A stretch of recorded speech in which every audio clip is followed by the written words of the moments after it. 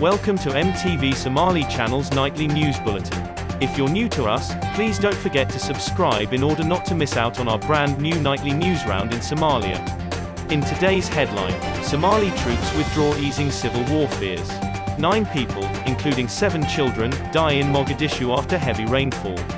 And former Somali Foreign Minister passes away in Mogadishu.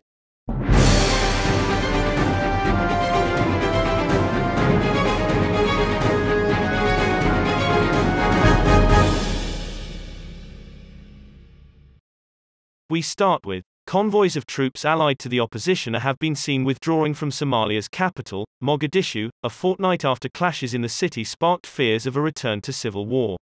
The withdrawal is the result of new political negotiations aimed at resolving a bitter dispute over long-delayed elections. Their sudden arrival in the city, last month, led to clashes with pro-government forces and an exodus of civilians.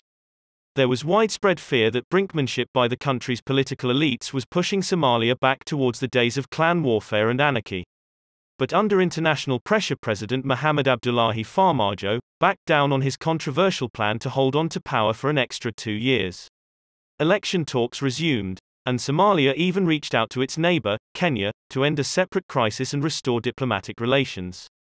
None of this resolves the underlying tensions in Somalia. A centralizing government pitted against powerful clans and regional leaders. The enduring strength of the Islamist militant group Al-Shabaab. And a range of humanitarian crises. But a country that often makes the news for all the wrong reasons, it is important to note the country has embraced political compromise, and persuaded an assortment of armed groups to leave Mogadishu in peace. Heavy rains in Mogadishu in the past few hours have damaged lives in some parts of the capital, while many makeshift IDP houses have collapsed. A house in Wadajir district's Bulletin neighborhood was flooded, killing 9 people, including 7 children, residents said. The children's deaths came after torrential rains flooded their houses and causing disruption to the roads of the Mogadishu.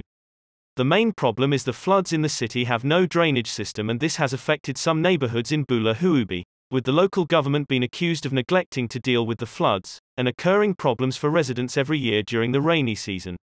Rescue efforts by the families of the victims' neighbors have succeeded in rescuing some children, and efforts are underway to remove water from their homes for resettlement. More seasonal rain is expected to fall in the coming few days ahead. Abdullahi Sheikh Ismail, a former Deputy Prime Minister, former Minister of Foreign Affairs and Ambassador to Somalia, has died in Mogadishu today. The former Deputy Prime Minister and Foreign Minister had been ill for some time, with the federal government expressing their condolences over his death.